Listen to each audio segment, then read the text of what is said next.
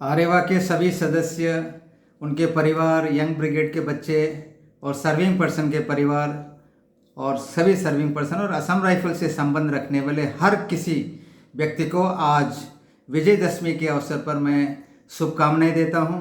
और छोटे नन्हे मन्ने बच्चे जो आज अपने एजुकेशन स्टार्ट किया है, विद्या आरंभ किया है, उनको मैं ढेर सारे शुभकामनाएं देता हूं। और वो जो है एजुकेशन में फले फूले और एक अच्छा व्यक्तित्व लोगों के सामने रखें दुनिया में।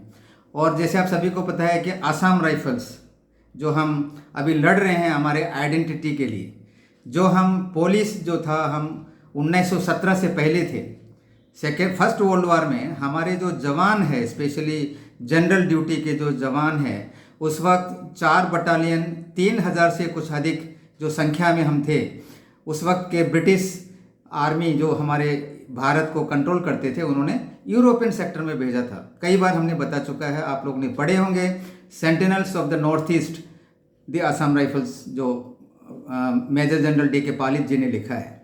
उन्होंने देखिए कई लोगों ने अपने खून दिया है, कईयों का मृत्यु हुआ है, कईयों गैलेंट्री जो अपने एक्शन में भाग लिया था। और उस वक्त जो जीआर के कमांडेंट हुआ करते थे ब्रिटिश, उन्होंने जो खत लिखा था हमारे असम राइफल्स के जवानों की वीरता को दर्शाते हुए, वह चिट्ठी आज भी उस किताब में मौजूद है। और कई खून दिए, देखिए खून के देने के बाद हमें आसाम राइफल्स का नाम मिला था इस फौज को 1917 में। आज है 2023, देखिए यानी कि 106 साल हो चुका है। और पूरे जितने जो लड़ाई है हमने लड़ी है, उसका जो है उदाहरण हम आपको नेशनल वार मेमोरियल में मिलते हैं। असम राइफल्स के कितने लोग शहीद हुए, मार्टायर्स के नाम लिस्टेड हैं। लेकिन एक जो बहुत बड़ा जो मतलब क्या बोलेंगे हम आपको, जो हिस्टोरिकल मिस्टेक बोलेंगे, उसको ब्लंडर बोलेंगे, ताकि फोर्थ सेंट्रल पे कमीशन में क्या हमें पुलिस करके दिखाया गया है एओबी रूल में। वो कहाँ तक सही है कहाँ तक गलत है मैं आपको बताऊंगा। तो ये जो किताब है देखिए, द एब्सेंट डायलॉग, 3 जो है फोटो आप दिखते हैं इसमें, एक है ब्यूरोक्रेट, पॉलिटिशियन और मिलिट्री का।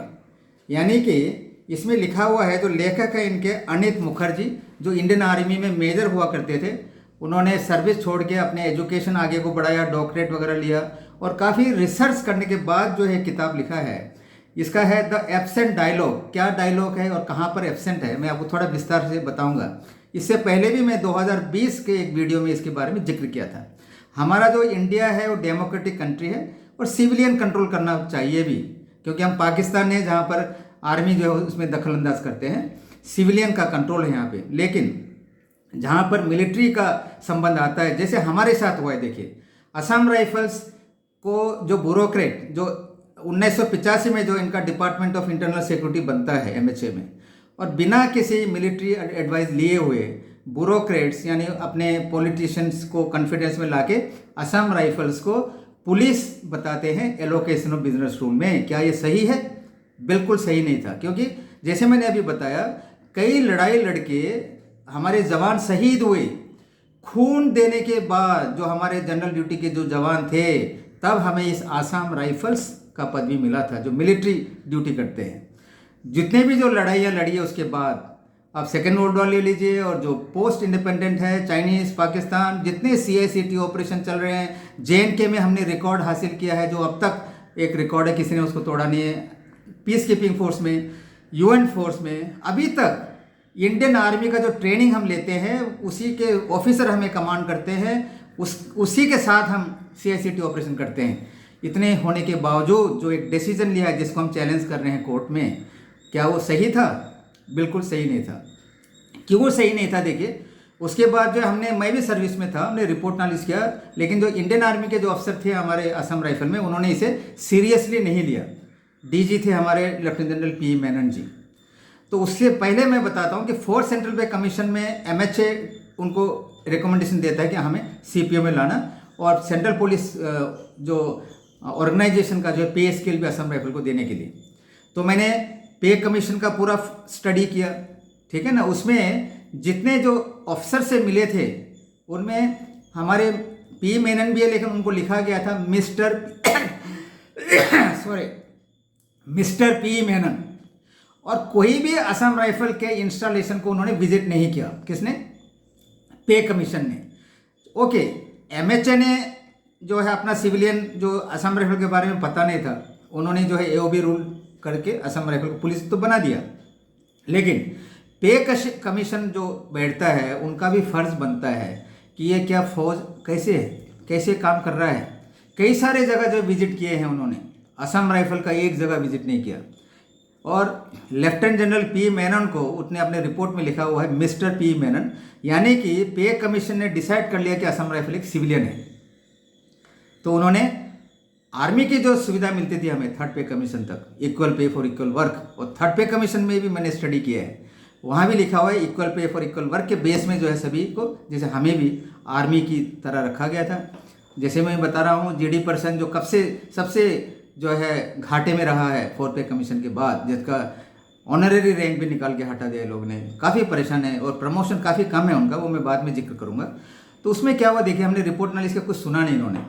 तो 6 जुलाई 1988 को एक छोटा सा हमने पीसफुल स्ट्राइक किया था, ताकि अफसर को, क्योंकि वो अफसर तो कोई बात सुन ही नहीं रहे थे हमारे, तो उसको जो है इन्होंने काफ़ी सीरियसली लिया और सीसीएस रूल के तहत बिना इंक्वायरी किए लगभग 100 से भी अधिक लोगों को डिसमिस कर दिया। देखिए सर्विस से कई लोग ने सुसाइड किया परिवार के, क्योंकि अभी मैं कई लोगों से कांटेक्ट किया हूँ। गुवाहाटी हाई कोर्ट ने डिसीजन दिया था 89 के तहत, वो उन्होंने अपील किया सुप्रीम कोर्ट में।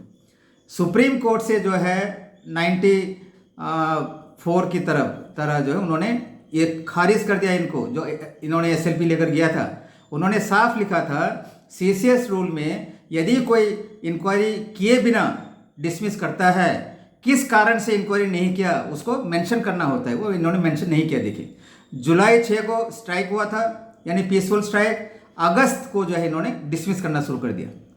मुझे भी डिसमिस करना था, लेकिन मैं उनको बताया कि एफिडेविट में साइन करना कौन सा गलत बात है। मैं थोड़ा प्रोटेस्ट किया, ताकि मुझे उन्होंने एक आउटपोस्ट में भेजा था सजा के तौर पे, मतलब ऐसी जो है हुआ। ओके, उन्होंने रीइंस्टेट तो हो गया है, लेकिन जिन्होंने ये डिसीजन लिया क्या वो अकाउंटेबल होंगे? क्या उनको सज़ा नहीं मिलनी चाहिए? क्या जो ब्यूरोक्रेट जो भी जिन्होंने जो असम राइफल को जो पुलिस करके लिखा है, जो सुप्रीम कोर्ट ने जो डिसमिस किया था, लोगों को वापस किया है, केवल क्या वही सज़ा भुगतेंगे जो 8 साल भुगता है? यह जो एक सवाल बहुत बड़ा एक प्रश्न चिन्ह है, जो जिसके बारे में हमको बताना है, मैं कोर्ट को बताऊंगा। क्योंकि ये जो है आर्मी का, इंडियन आर्मी ने हमें धोखा दिया हम कह सकते हैं, क्योंकि आज भी Assam rifle operational control ministry of defence के अंदर है।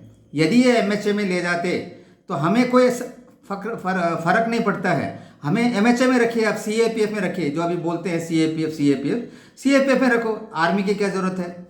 हमें वही काम लीजिए जिसका हमें तनख्वाह मिलता है, वो भी नहीं। देखिए dual nomenclature, dual control, dual role, और जो पार्लियामेंट्री स्टैंडिंग कमेटी ने भी जो बता रखा है, मतलब सबको जो है इन्होंने अनदेखा करके ऐसा चल रहा है। हमारे साथ काफ़ी अत्याचार हुआ है, और मैं भगवान से प्रार्थना करता हूँ विजयदशमी के दिन आज दुर्गा माता हमारी ज़रूर मदद करेंगे। इनको जो है एक दिमाग में आना चाहिए कि इनसे गलती हुआ है, अपनी गलती को सुधारेंगे और एओबी रूल से हमें पुलिस से हटाकर इंडियन आर्मी में लेके जाएंगे। और इसमें कोई शक नहीं है कि हम पूरे तरीके से उसके हकदार बनता है इंडियन आर्मी का। और आर्मी से मैं पूछता हूँ, यदि आप हमारे ऑपरेशन कंट्रोल लेते हैं, काम लेते हैं, तो हमारा जो एडमिनिस्ट्रेशन लेने में आपको क्या दिक्कत पैदा होता है? चलिए, अभी बात कोर्ट में है और भगवान हमें ज़रूर शक्ति देंगे। और आप सबसे मैं वादा करता हूँ, जहाँ तक मेरा संबंध है, देखिए मैं 3 साल की उम्र में असम राइफल्स में पिताजी के साथ आया था, फैमिली लाइन में बैठता था। 46 साल की उम्र में मैं रिटायरमेंट हुआ था 2002 में, यानी कि 43 ईयर्स हो, 46 में से 3 घटा तो 43 ईयर्स हो गया। 2002 से 2009 से मैं असम राइफल का काम करना शुरू किया था, 2009 यानी कि 7 साल, ये 7 और 3 10, आज मैं 67 साल मेरा कंप्लीट हो चुका है, यानी 57 ईयर्स।